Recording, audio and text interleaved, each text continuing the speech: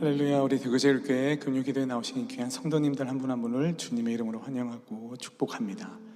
이 시간 제가 기도하고 함께 찬양하겠습니다. 신실하신 하나님, 주님의 이름을 찬양합니다. 이 시간 우리와 함께 하여 주셔서 그 하나님의 사랑을 우리에게 넘치도록 부어주시고, 또한 우리의 강구함보다 그것을 이미 아시고 더욱 채우시는 그 하나님의 풍성한 은혜를 우리가 만끽하고, 또한 그것을 누리고 입술로 고백하며 주님의 우리의 아바 아버지이심을 다시 한번 우리가 기억하며 주님 앞에 나아갈 수 있도록 성령님 우리와 함께하여 주시옵소서. 감사드리며 예수 그리스도 이름으로 기도드립니다. 아멘.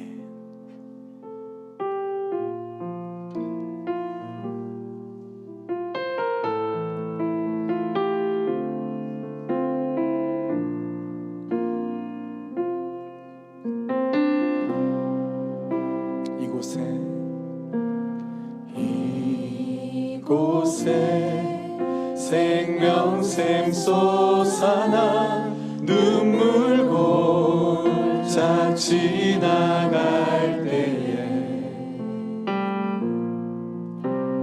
머잖아 열매 맺히고 웃음소리 넘쳐나리라. 다시 한번 고백하겠습니다. 이곳에 생명샘 솟아나 눈물 골짝 지나갈 때에 머잖아 열매 맺히고 웃음소리 넘쳐나리라.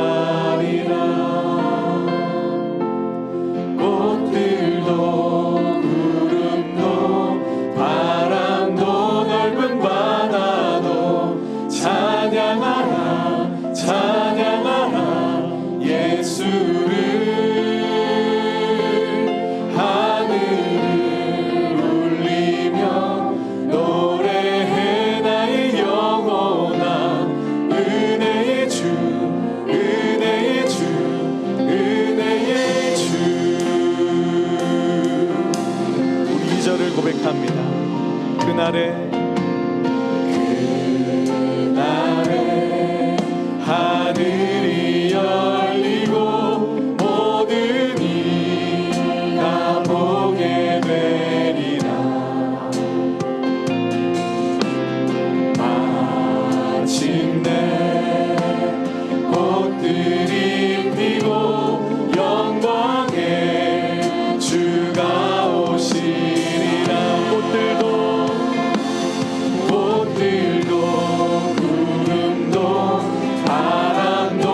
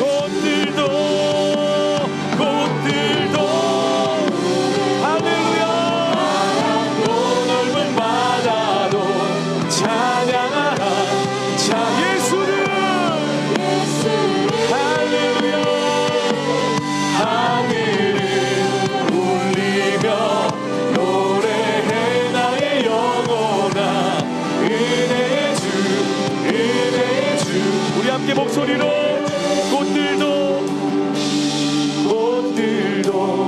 구름도 바람도 넓은 바다도 찬양하라 찬양하라 예수를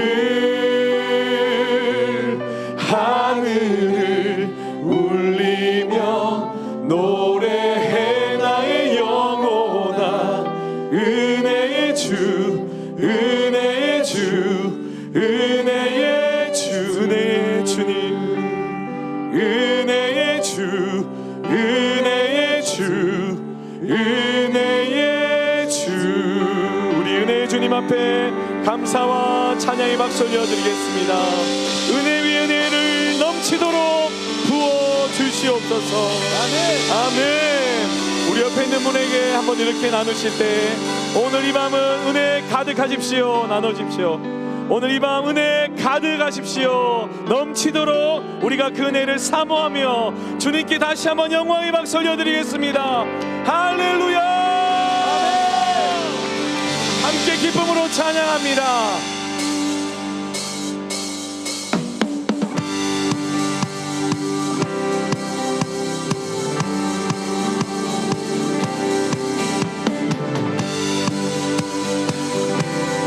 함께 고백하겠습니다. 죄에서 자유를 얻게 함은 죄에서 자유를 얻게 함은 보혈의 능력 주의 보혈 시험을 이기고 승리하니 참 놀라운 능력 2절을 고백하겠습니다.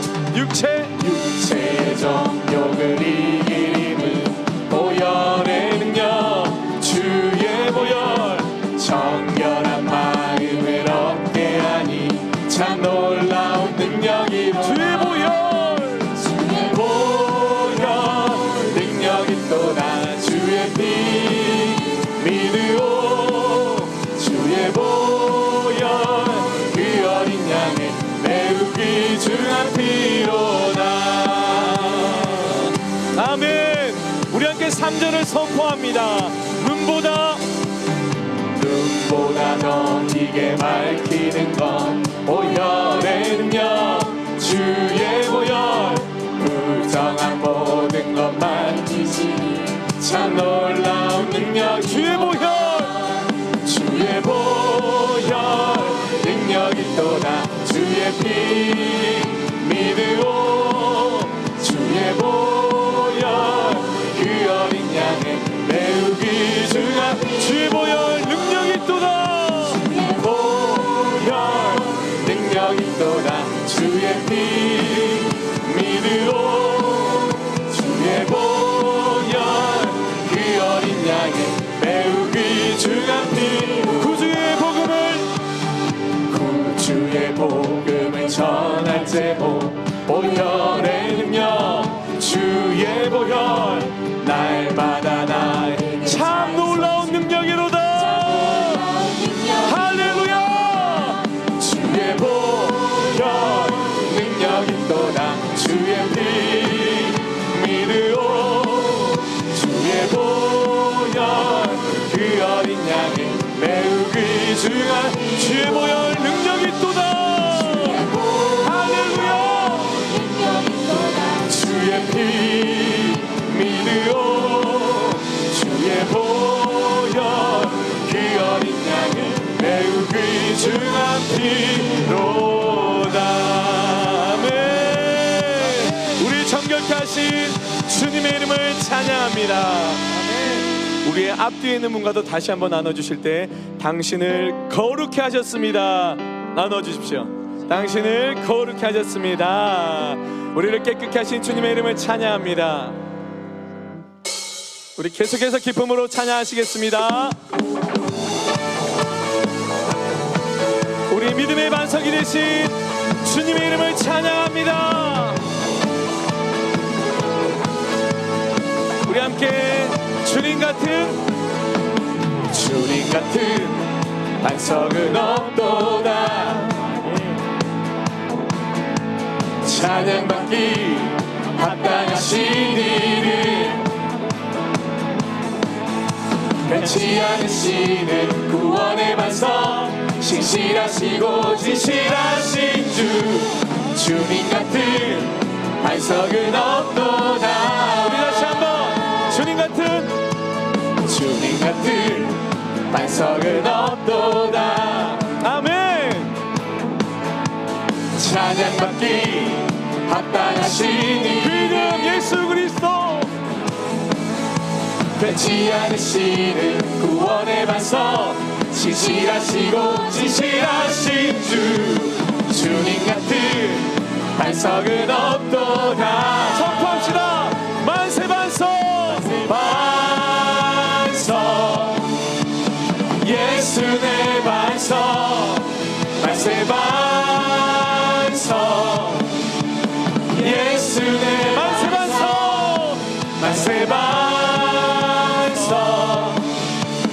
예수 내 반석, 주님 같은 반석은 없도다. 할렐루야. 우리 다시 한번 선포하겠습니다. 주님 같은 반석은 없도다. 찬양받기 합당하신 이름, 변치 않으시는 구원의 반석, 신실하시고 진실하신 주님 같은 반석은 없도다. 만세 반석, 만세 반석 예수 내 반석, 만세 반석 예수 내 반석, 만세 반석 예수 내 반석, 주님 같은 반석은 없도다. 다시 한번 선포합니다. 만세 반석, 만세 반석 예수 내 반석, 만세 반석 예수 내 만세 반석, 만세 반석 예수 내 반석, 주님 같은 반석은 없도다. 주님 같은 반석은 없도다. 우리 마지막으로 주님 같은 반석은 없도다. 할렐루야. 우리의 믿음의 반석 되신 예수 그리스도 이름을 찬양합니다. 아멘. 아멘. 아멘. 아멘. 우리는 우리의 마음은 요동칠지라도 우리가 예수 그리스도 이름 안에 있을 때 우리를 붙드시는 하나님의 그 신실한 사랑을 경험하게 될 줄 믿습니다.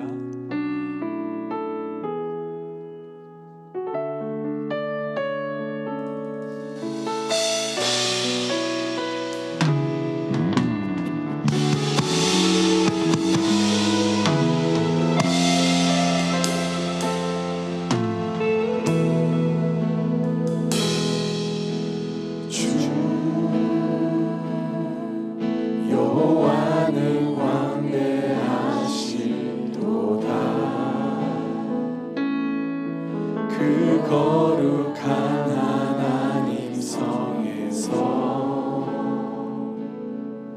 찬양할지어다.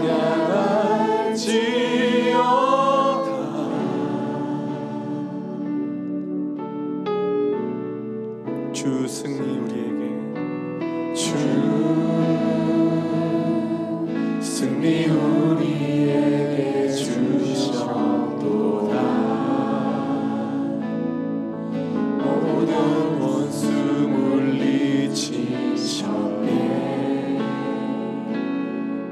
엎드려 절하세. 다 주의 크신 이름, 다 주의 크신 이름 높이며 우리에게 행하신 위대한 일 감사하세. 오 주의 신실하신 그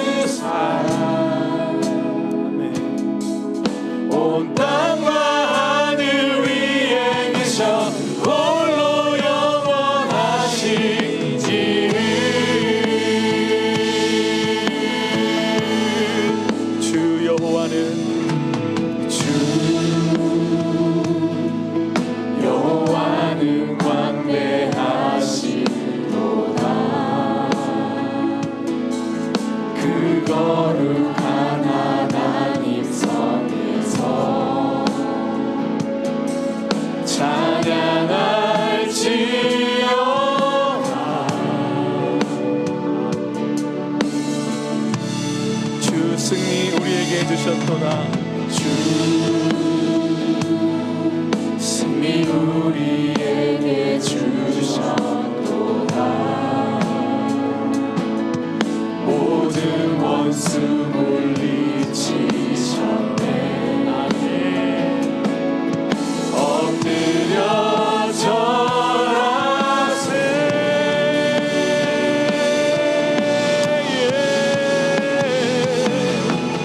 다 주의 크신 이름 높이며 우리에게 행하신 위대한 일 감사하세. 오 주의 신실하신 그 사랑 온 땅과 하늘 위에 온 땅과 하늘 위에 계셔 홀로 영원하신 이름. 다시 한번 선포합시다. 다 주의 크신 이름 높이며 할렐루야. 우리에게 행하신 위대한 일 감사하세. 오 주의 신실하신 그 사랑 온 땅과 하늘 위에 계셔 홀로 영원하신. 우리 마지막으로 선포합시다. 다 주의 크신 이름 높이며 주의 크신 이름 전심으로 높일지어다. 우리에게 행하신 위대한 일 감사하세. 오 주의 신실하신 그 사랑 온 땅과 하늘 위에 계셔 홀로 영원하신. 온 땅과 하늘 위에 온 땅과 하늘 위에 계셔 홀로 영원하신.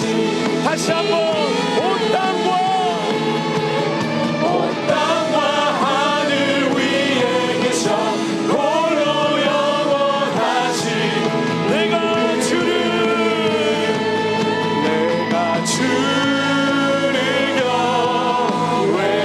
경외함으로 주님 앞에 올라섭니다. 찬양 받으신 이 합당한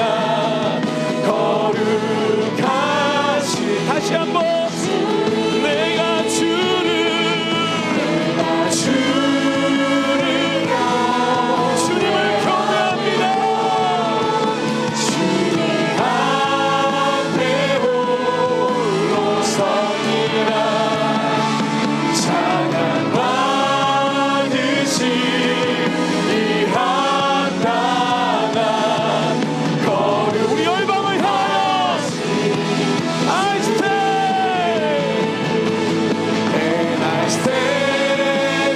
stand in all of you. I stand in all of you. Holy God, to whom all praise is due. I stand in all. 우리 다시 한번 열방을 향하여 And I stand in all of you.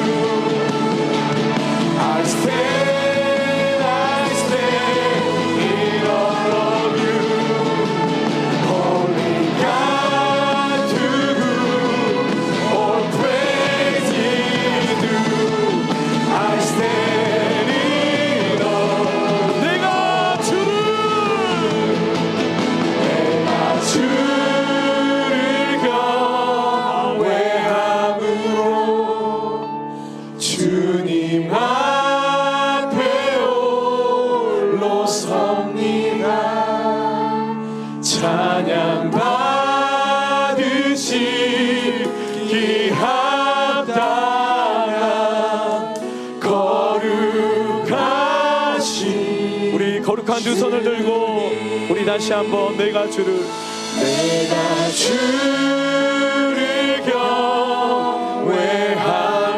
경외함으로 주님 앞에 홀로 섭니다. 찬양 받으시기 합당한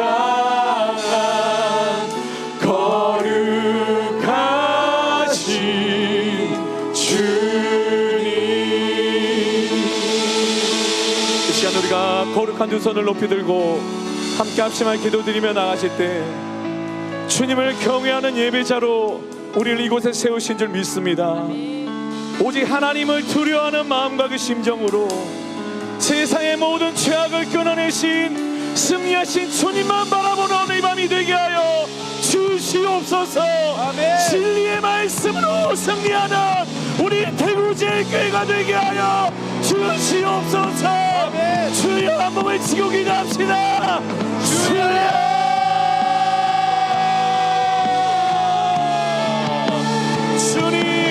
주님을 경외하는 예배자로 우리를 부르신 줄 믿습니다. 모든 세상의 죄악을 도말하시고 우리 안에 더욱 거룩한 일을 창조하시는 주님 바라보는 이 밤 되게 하여 주시옵소서. 오직 하나님을 바라봅니다. 주님을 의지합니다. 오늘 이 밤에도 주님을 붙들고 주님 한 분만을 우리가 의지하는 거룩한 신실한 하나님의 자녀로 나갈 수 있도록 우리를 인도하여 주시옵소서. 오늘 이 밤에 주님의 말씀 그 놀라운 일을 기대하며 말씀 앞에 나아가니 우리를 새롭게 하시고 우리를 인도하여 주시옵소서.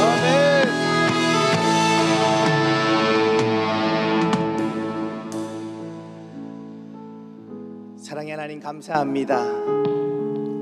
오늘 또 주님 사랑하기에 이 자리 나와 주님을 찬양하며 주님을 높여드립니다. 이 시간 주님 함께하여 주셔서 이 시간 가운데 친히 말씀하여 주시고 주님의 말씀으로 변화되는 놀라운 은혜 허락하여 주옵소서.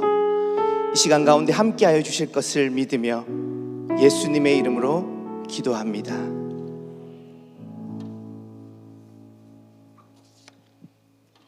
오늘 우리에게 주신 하나님의 말씀은 느헤미야 5장 6절에서 13절 말씀입니다.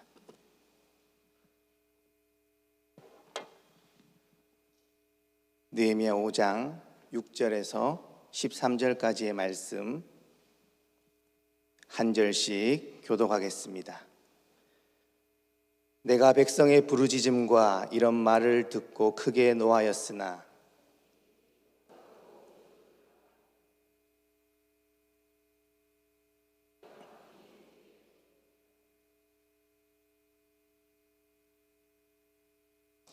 그들에게 이르기를 우리는 이방인의 손에 팔린 우리 형제 유다 사람들을 우리의 힘을 다하여 도로 찾았거늘 너희는 너희 형제를 팔고자 하느냐 더구나 우리의 손에 팔리게 하겠느냐 하매 그들이 잠잠하여 말이 없기로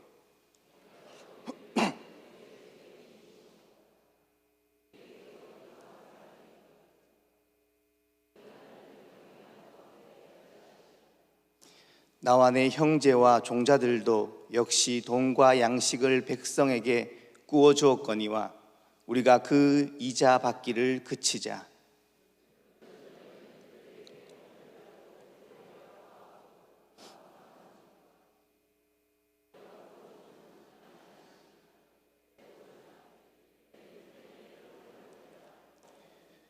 그들이 말하기를 우리가 당신의 말씀대로 행하여 돌려보내고 그들에게서 아무것도 요구하지 아니하리로다 하기로 내가 제사장들을 불러 그들에게 그 말대로 행하겠다고 맹세하게 하고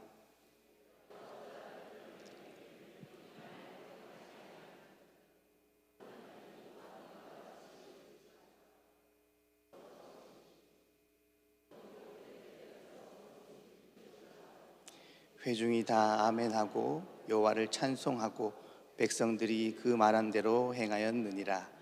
아멘. 하나님의 은혜와 평강이 오늘도 이 자리에 나오신 우리 모든 성도님들의 삶 가운데 함께 하시기를 주님의 이름으로 축복합니다. 전후좌우에 계신 분들과 인사하겠습니다. 사랑합니다. 축복합니다. 오늘 말씀 속 느헤미야는 이스라엘의 지도자이죠. 지도자로서 민족을 재건하기 위한 소명을 하나님으로부터 받았습니다.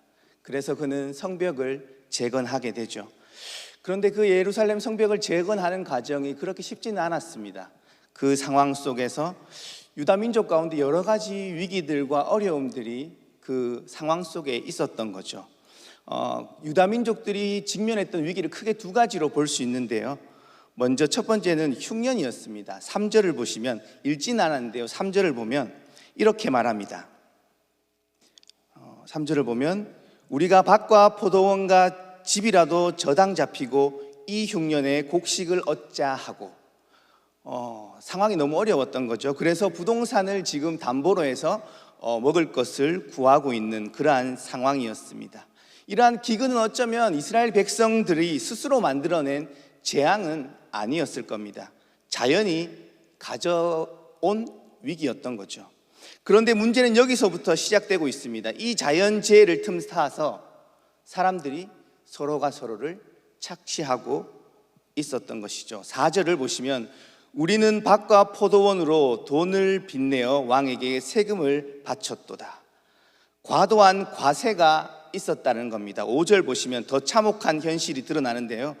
이제 우리 자녀들을 종으로 파는도다. 우리 딸 중에 벌써 종된 자가 있고 우리 밭과 포도원이 이미 남의 것이 되었으나, 백성들은 자식들까지 종으로 팔아야 하는 그러한 상황, 극심한 흉년에 있었던 것이죠. 그런데 그런 상황임에도 불구하고 왕은 과도한 과세를 거두었고요, 높은 이자, 고이율의 이자 놀이를 하는 일들이 성행했습니다. 정리하면 이런 거죠. 기근은 하늘이 준 시련이지만 그 시련을 이용해서 이웃과 형제를 착취하는 것, 그것은 명백히 사람들의 죄였을 겁니다. 나라의 창고는 비어가고 권세자들의 창고는 점점점 가득 차고 있었고, 가난한 사람들은 점점 더 힘들어지고 있는데 장사꾼들은 자신의 이익을 더욱더 채우는, 서로를 착취하는 구조가 이스라엘의 상황이었다라는 겁니다. 나라가 전형적으로 망해가는 형국이다라고 그렇게 말할 수 있겠죠. 이러한 시대의 어려움 속에서 느헤미야는 믿음의 사람으로서 어떤 모습을 보여주고 있을까요? 참혹한 현실에 어떻게 대처해 나아가고 있었는지에 대한 물음입니다. 느헤미야의 그 걸음을 통해서 우리가 가야 할 길을 함께 묵상해 보고자 합니다. 시대적인 불안과 절망에 대해 느헤미야가 가장 먼저 보여준 반응이 무엇이었냐라고 한다면 그것은 분노였습니다. 어쩌다가 우리나라가 이렇게 되었나?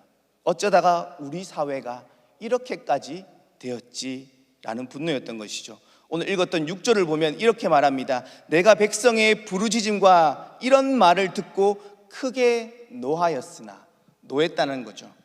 단순히 이 노하다는 건 단순히 화를 냈다는 것이 아닙니다. 현실에 대한 문제의식을 가지게 되었다라는 의미인 것이죠. 지금 무엇이 잘못되어 가고 있는지를 판단해야 했던 겁니다. 하나님의 뜻과 다른 방향으로 가고 있음을 느헤미야는 분명히 느꼈기에 거룩한 분노, 의분이 느헤미야의 마음 가운데서 솟아올라왔던 거죠. 이것은 단순한 사적인 감정의 문제가 아니라 공적인 가치의 문제였음이 틀림없습니다. 나라는 망해가고 백성들은 착취당하고 자식까지 종으로 팔려가야 하는 상황에서 그 나라의 지도자였던 느헤미야가 어떻게 분노하지 않을 수 있었을까요? 예수님께서 성전에 들어가셨을 때 모두가 장사하고 있는 그 모습을 보았을 때 그 상을 뒤엎으셨죠.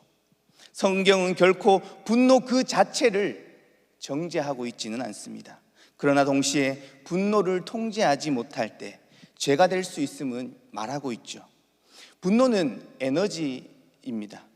이 에너지가 하나님의 뜻을 따르는 방향으로 사용될 것인지 아니면 자신의 감정을 해소하는 방향으로 사용되느냐에 따라서 그 결과는 전혀 다른 방향으로 나타날 수 있다라는 이야기가 되겠죠.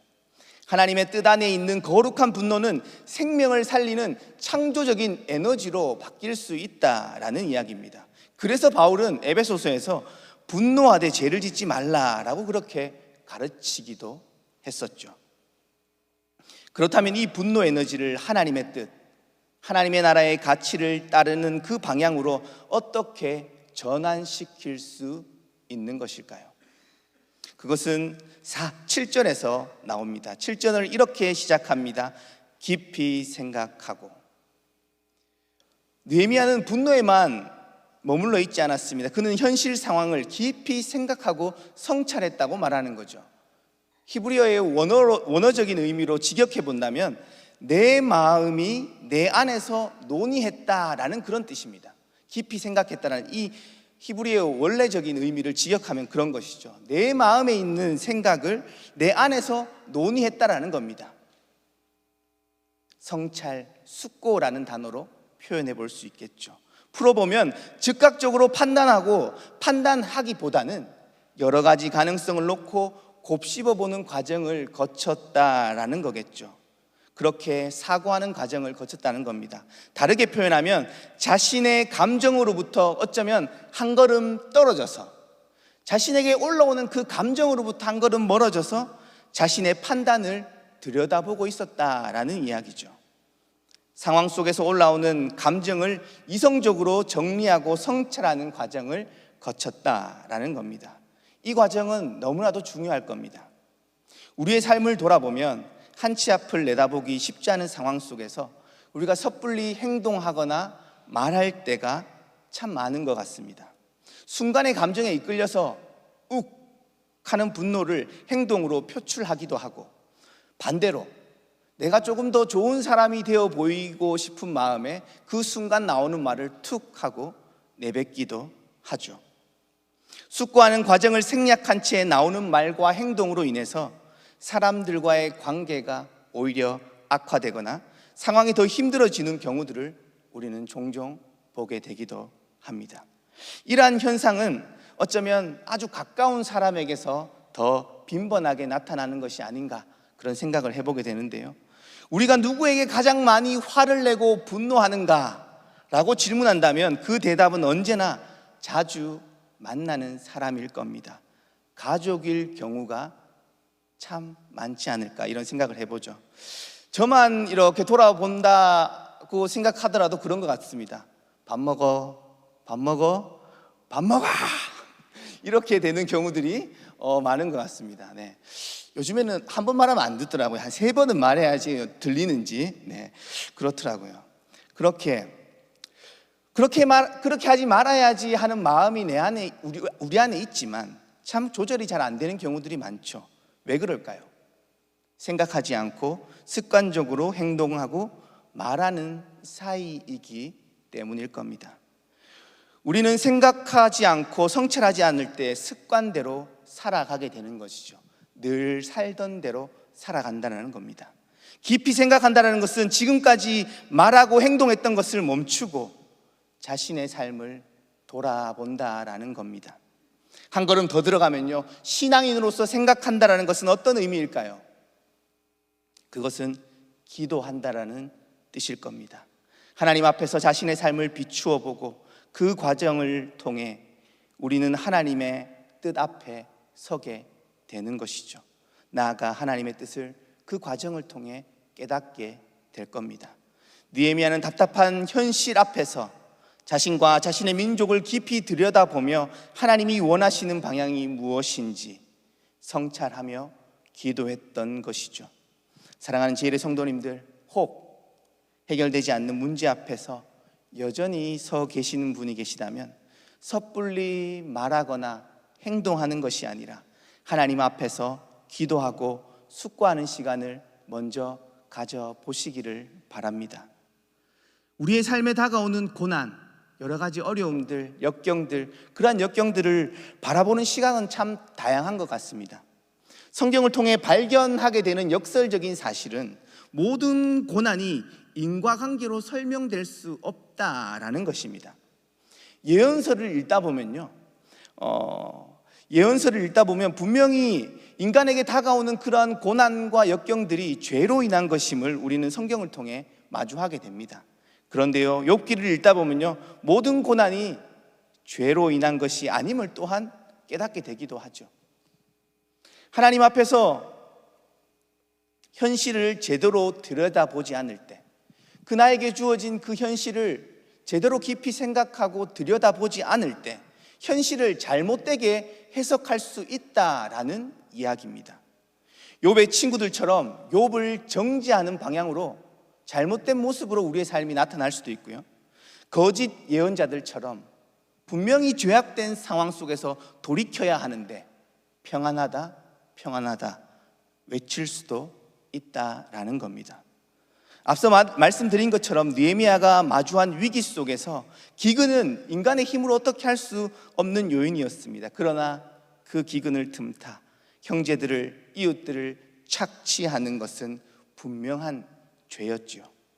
느헤미야는 민족의 고난을 직시하면서 그 고난이 초래된 근원적인 원인을 깊이 들여다보았습니다. 그리고 마침내 느헤미야가 깨달았던 것은 이스라엘 백성들 가운데 만연한 죄 때문에 우리가 이렇게 되었구나라는 결론에 도달했던 것이죠. 죄의 표면적인 현상은 백성들 사이에서 만연하게 있었던 이자놀이였습니다. 고이율의 이자놀이로 말미암아 인간이 인간을 사고파는 그런 노예화가 유다 땅 가운데 일어나고 있었던 것이죠.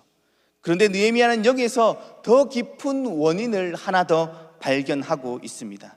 9절 말씀을 보시면 우리는 하나님을 경외하는 가운데 행할 것이 아니냐라고 느헤미야는 이스라엘 백성들에게 말하고 있습니다.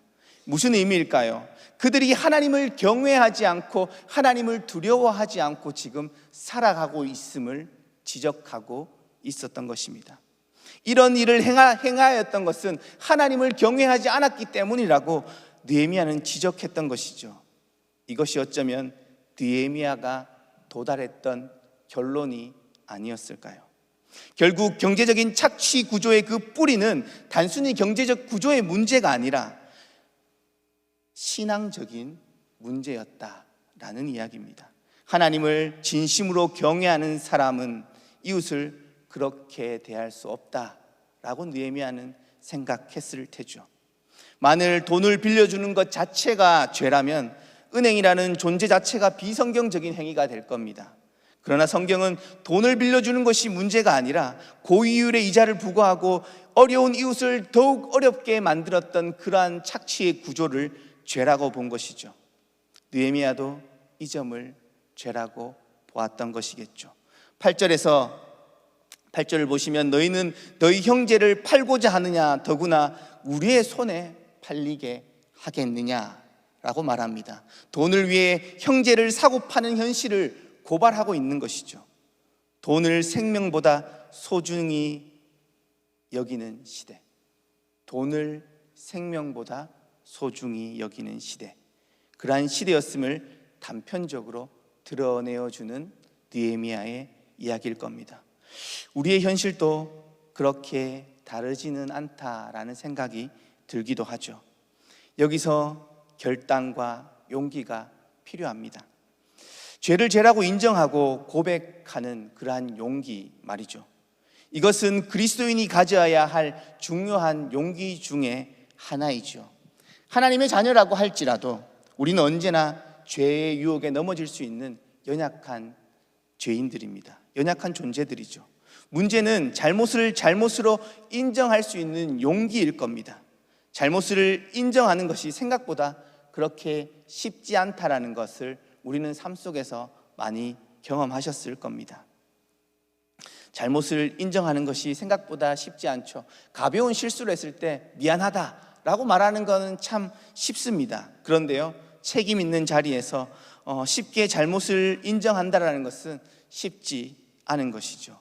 그래서 그 책임을 다른 누군가에게 전가하는 모습들을 우리는 쉽게 보게 됩니다. 또한 강자에게는 나의 잘못을 쉽게 인정할 수 있지만 오히려 연약한 사람들, 나보다 약자라고 생각하는 이들에게는 쉽지 않다라는 거죠. 10,000달란트 빚진 자가 100데나리온 빚진 자의 멱살을 잡았다라는 사실, 그것은 아이러니지만 우리의 모습이기도 할 겁니다. 우리가 잘 아는 동화 벌거벗은 임금님이라는 동화를 어린 시절 한 번쯤은 읽어보셨죠? 제단사가 이 옷, 가장 멋진 옷이라고 어리석은 사람 눈에는 안 보인다고 말했을 때, 지혜롭고 착한 사람들의 눈에만 보인다고 거짓말했을 때 임금님은 끝까지 그 옷을 보이는 척 했습니다. 그래서 창피를 당하게 되죠. 이 이야기의 핵심은 어쩌면 그 임금님이 자기를 속인 것뿐만 아니라 임금님만의 문제는 아니었을 겁니다. 주변의 신하들, 백성들도 모두 그 옷이 보이는 척 했었죠. 어리석은 사람으로 보이기 싫었기에 모두가 자신의 입을 닫았던 것이 아닐까요? 우리는 모두 자신이 의롭다고 여기며 때로는 자신마저도 속이며 살아가는 연약한 존재입니다. 언제나 내가 의롭다고, 내가 생각하는 것이 맞다라고 생각하며 살아가는 존재라는 거죠. 그래서 자신의 잘못을 인정한다라는 것, 그것은 너무나 어려운 일일 겁니다. C.S. 루이스는 인간은 자기의 죄를 직면하지 못하도록 끊임없이 자기 합리화와 자기 기만을 하는 존재라고 그렇게 말합니다. 특별히 사단이 그러한 방식으로 가장 교묘하게 유혹한다라고 말한 바가 있죠. 자신의 죄를 직면할 용기가 없는 것, 그것이 우리 모두가 안고 있는 연약함이겠죠. 그렇기에 자신의 죄를 깨달았을 때 인정하고 돌이키는 결단이 너무나도 중요합니다. 다윗이 하나님의 마음에 합한 자라고 불리웠던 이유 중 가장 큰 이유 중 하나가 저는 이것이 아닐까라는 생각을 해보게 됩니다. 밧세바를 취했을 때 나단 선지자가 다윗을 찾아가서 그 잘못을 지적했을 때 무릎 꿇고 내가 범죄하였다고 고백할 수 있는 용기 말이죠. 변명하거나 권위로 덮으려 하지 않고 있는 그대로 자신의 죄를 인정하는 것이죠. 우리는 언제나 내가 아니라 다른 사람과 환경과 문제를 택할 때가 많지만, 그러나 깊이 들여다보면 들여다볼수록 자신의 연약함을 깨닫게 되는 것이 우리의 모습이 아닐까요? 자신의 연약함을 인정하고 고백하는 용기가 어쩌면 회개의 첫 출발점이 될 겁니다. 그리고 한 걸음 더 나아가 진정한 회개는 단순히 죄를 인정하는 데서 멈추지 않는 것이죠. 회개에 합당한 열매, 그 열매를 맺는 것입니다. 죄를 끊어내는 결단을 하는 것이죠. 오늘 말씀 속 느헤미야는 이스라엘 백성들에게 바로 그런 결단을 촉구하고 있습니다. 10절과 11절 말씀을 함께 읽어보겠습니다. 나와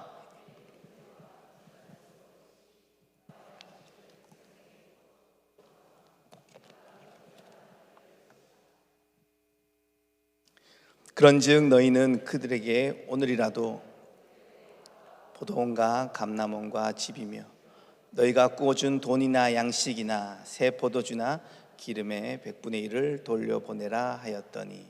아멘. 느헤미야는 백성들에게 돈을 꾸어주되 이자 받기를 멈출 것을 요구했던 겁니다. 나아가 이미 받은 것의 상당 부분을 돌려주라고 그렇게 촉구하고 결단하라고 촉구하고 있었던 거죠. 그러자 백성들은 어떻게 반응했을까요?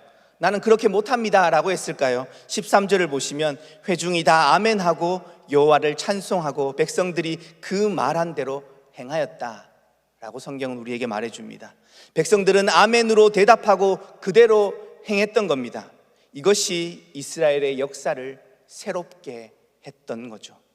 월터 브루그만이라는 학자는 예언자적 상상력이라는 책에서 제국의 경제란 언제나 착취와 축척을 향해 나아가지만 하나님의 나라의 경제는 언제나 나눔과 회복을 향해 나아간다, 그렇게 표현했습니다.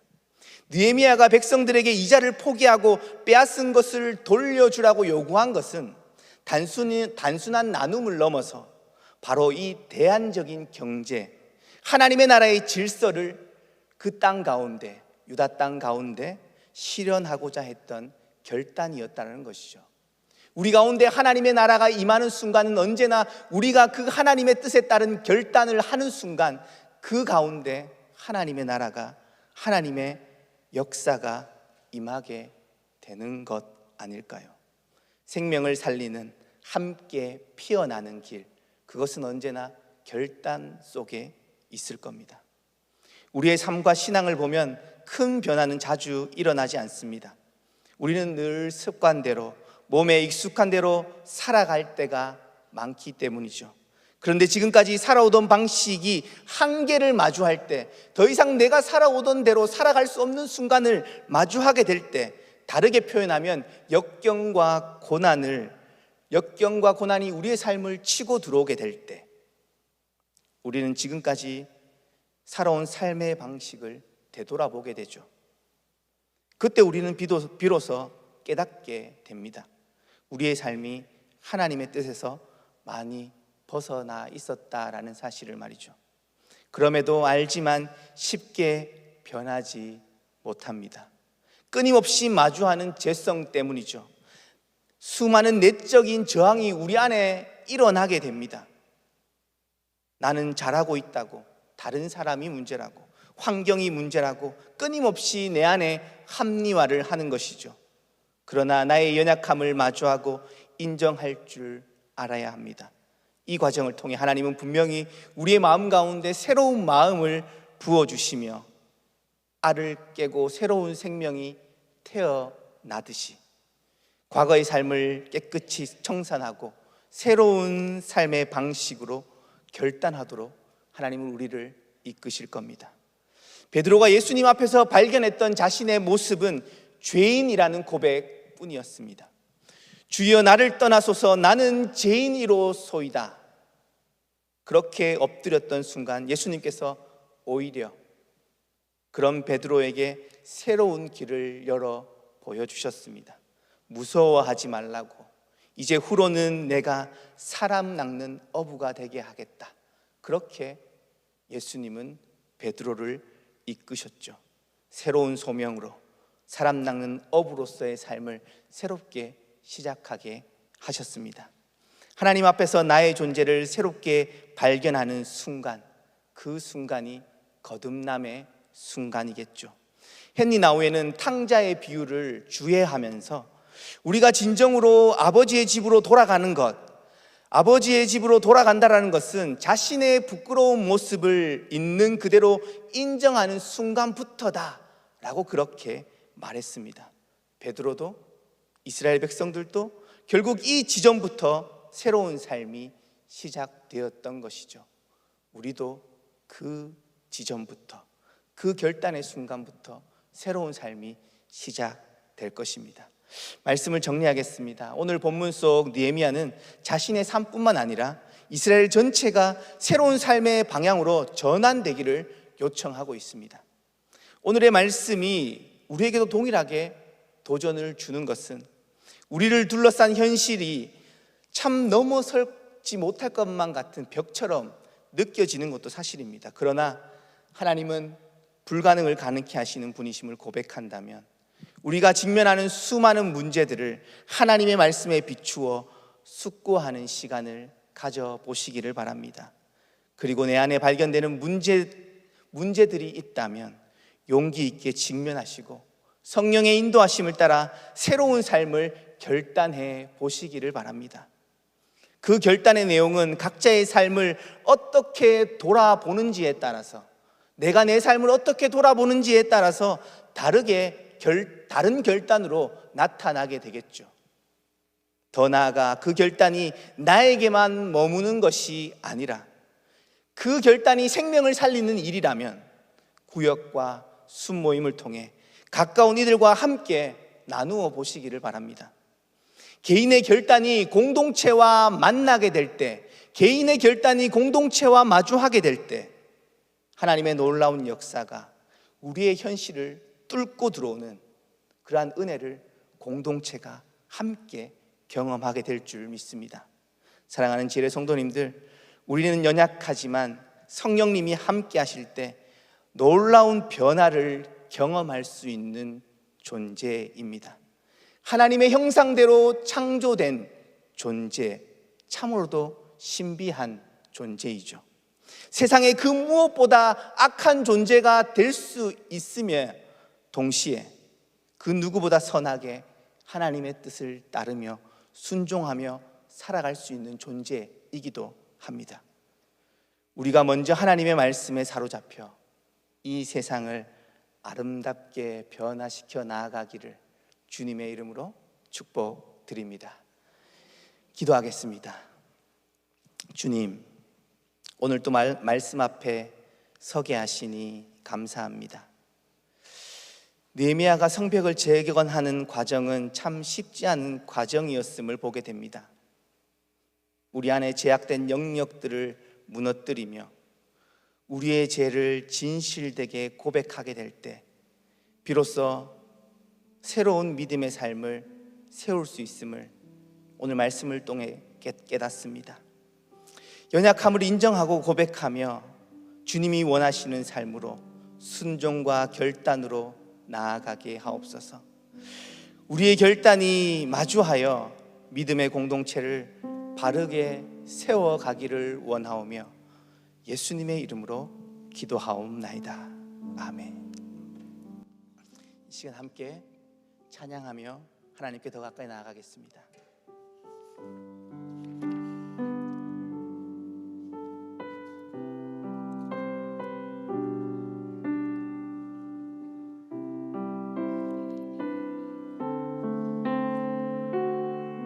하나님께로 더 가까이,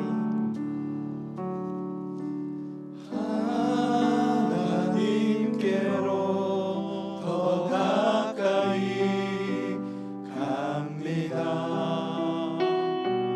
고통 가운데 계신 주님, 변함없는 주님의 크신 사랑, 영원히 주님만을 섬기. 다시 한번 고백합니다. 하나님께로 더 가까이, 하나님께로 더 가까이 갑니다. 고통 가운데 계신 주님, 변함없는 주님의 크신 사랑, 영원히 주님만을 다시 한번 고백하며 나아갑니다. 하나님께로,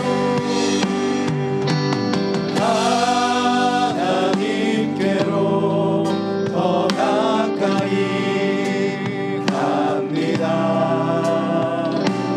고통 가운데 계신 주님, 변함없는 주님의 크신 사랑, 영원히 주님만을 섬기. 마지막으로 우리의 목소리로만 고백합니다. 하나님께로, 하나님께로 더 가까이 갑니다. 고통 가운데 계신 주님, 변함없는 주님의 크신 사랑, 영원히 주님만을 섬기리. 이 시간 먼저 말씀을 기억하며 함께 기도하겠습니다. 우리의 삶이 하나님께 더 가까이 나아가기를 원합니다. 하나님의 말씀 앞에 바로 세워지기를 먼저 기도하시기를 바랍니다. 하나님의 말씀 앞에서 우리의 연약함을 깨닫고 주님 앞에 겸손히 엎드리며 주님을 더욱 경외하는 삶으로 나아갈 수 있기를 결단하며 기도합시다. 나아가 우리의 삶 가운데 찾아오는 고난 앞에서 낙심하지 않고 오직 주님께 엎드릴 수 있기를, 우리의 입술만의 고백이 아니라, 입술에만 머물러 있는 고백이 아니라 삶의 고백이 되어지기를, 회개에 합당한 열매를 맺는 우리의 삶이 되기를, 우리의 결단이 한 개인의 결단을 넘어 공동체 가운데 아름답게 드러날 수 있기를, 이 시간 주님의 이름 한번 부르시며 함께 기도하며 나가겠습니다.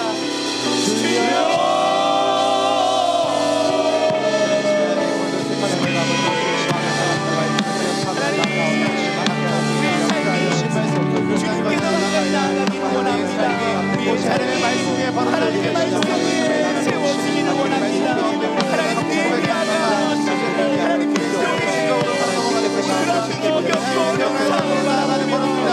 하나님의 말씀 앞에 다시 서서 보내었습니다.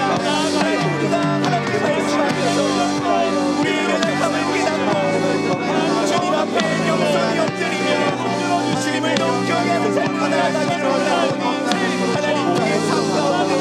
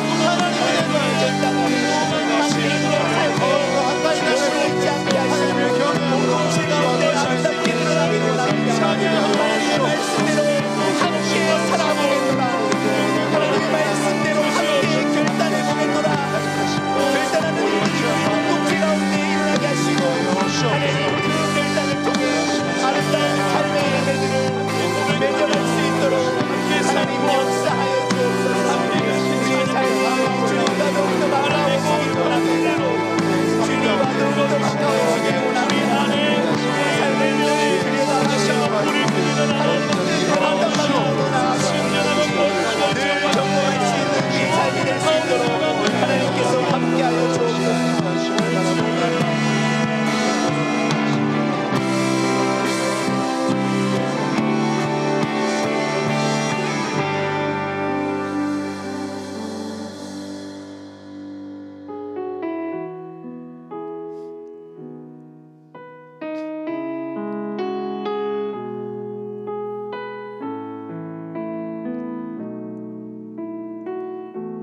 세상을 살아가는 동안에 이 세상을 살아가는 동안에 나의 힘을 의지할 수 없으니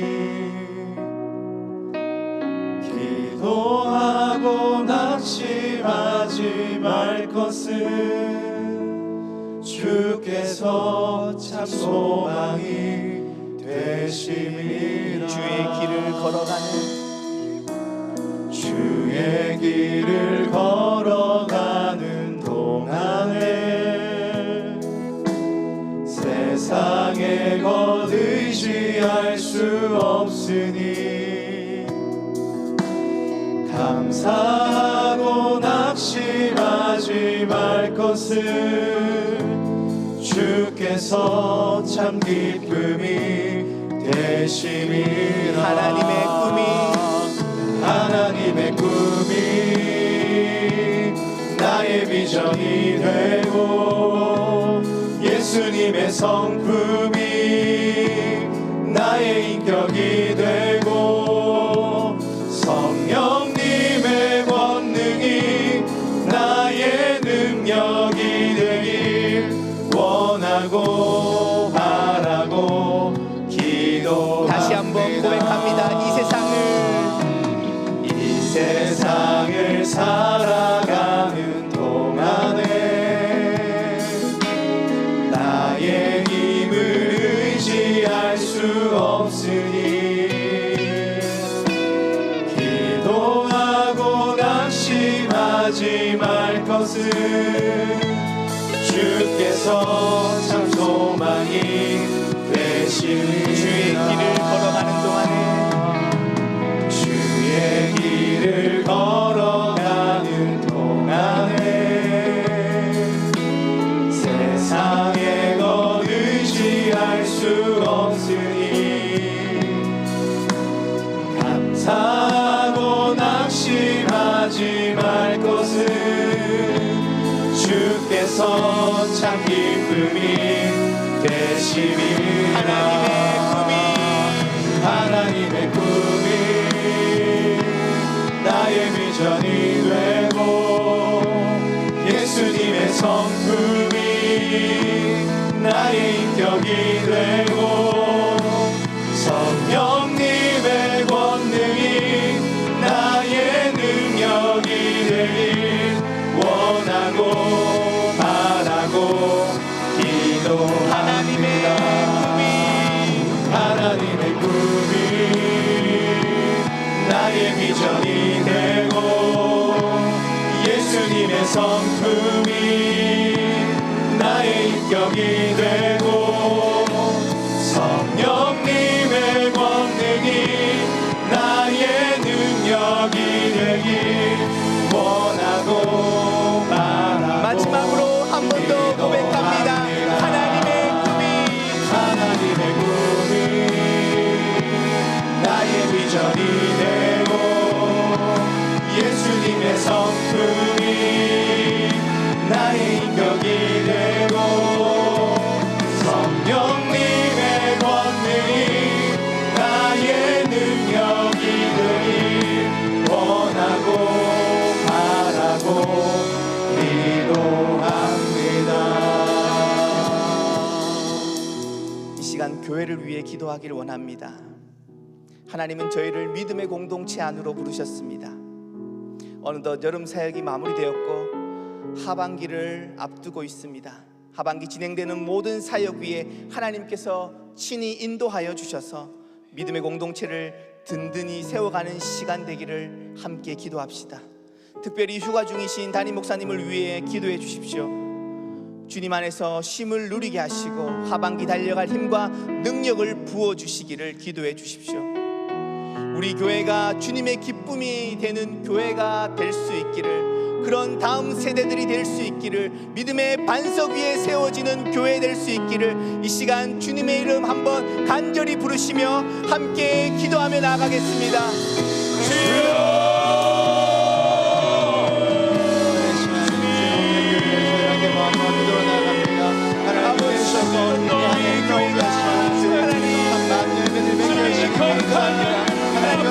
세워져 나아가기 원합니다.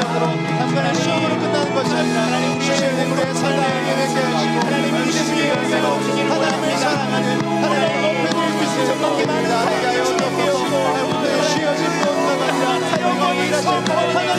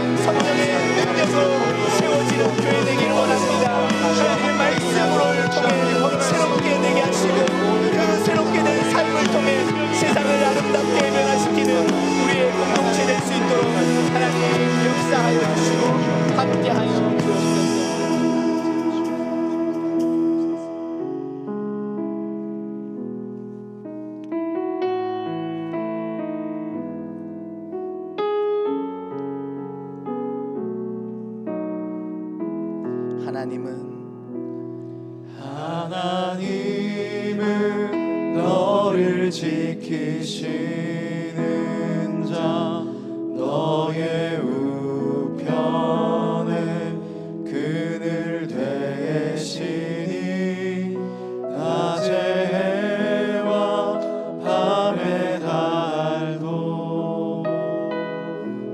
너를 해치 못하리.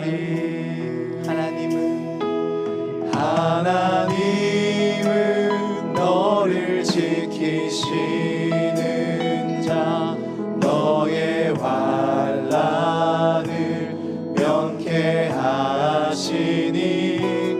그가 너를 지키시리라. 너의 출입을 지키시리라.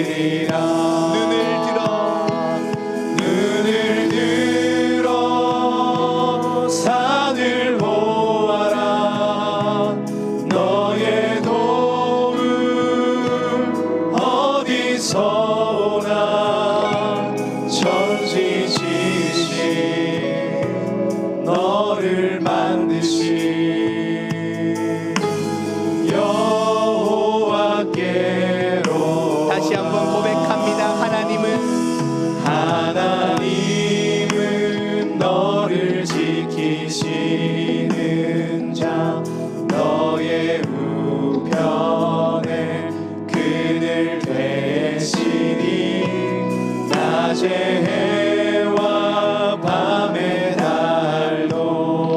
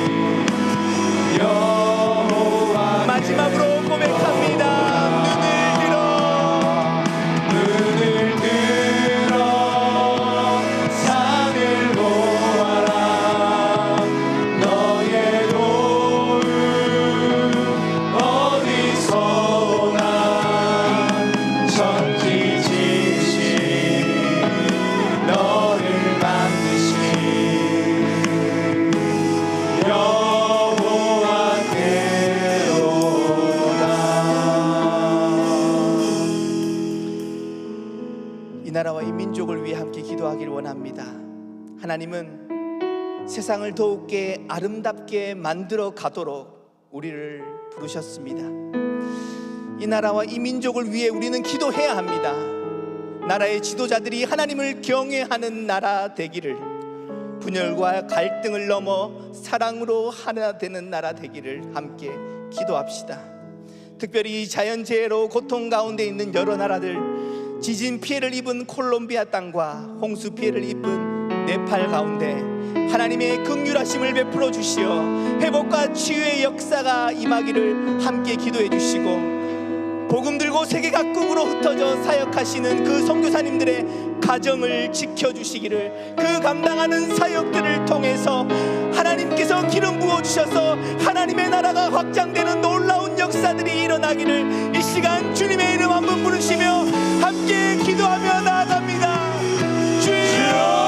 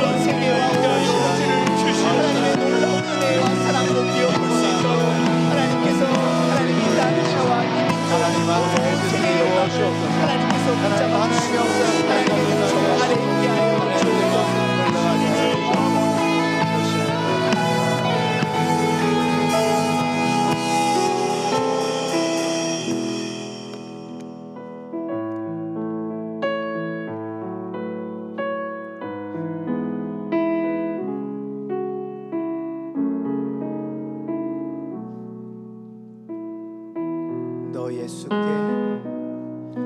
너 예수께 조용히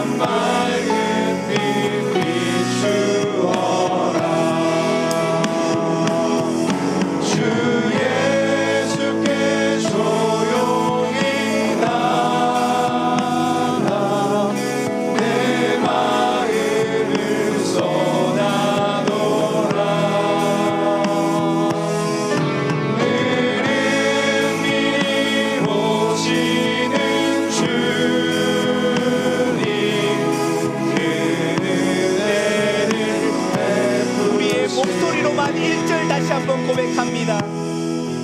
너 예수께 조용히 나가 내 모든 짐 내려놓고 주 십자가 사랑을 믿어 죄 사함을 너 받으라. 주 예수께 조용히 나가 내 마음을 쏟아놓으라.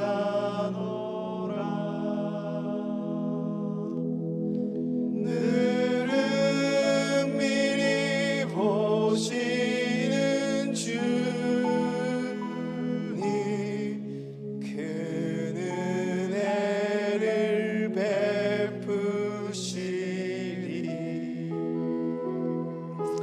이 시간 마지막으로 방금 부른 찬양의 고백처럼 늘 주님 앞으로 나아가 우리의 모든 것을 내려놓기를 원합니다. 우리의 가정에 주님의 긍휼하심이 필요합니다. 주님의 자비와 긍휼을 우리 가정 가운데 부어달라고 함께 기도합시다. 이 시간 합심하여 기도할 때 모든 가정이 말씀과 기도로 세워지는 가정 되기를 함께 기도합시다.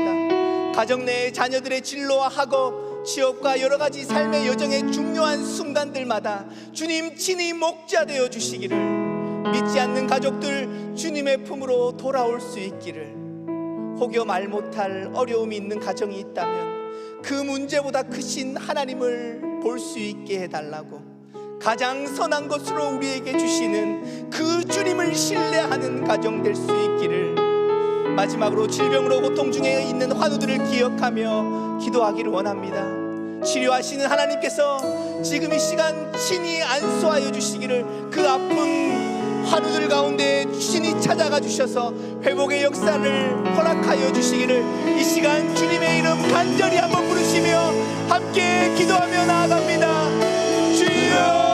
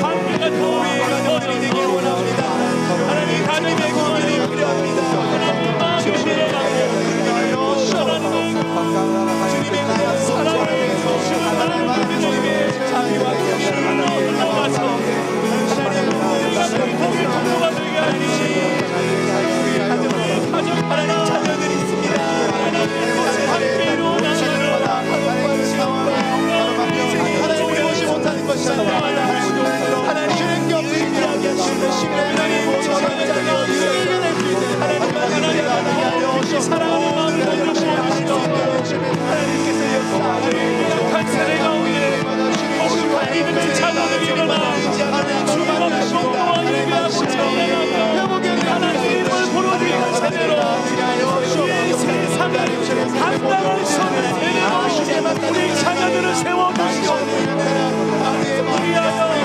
하나님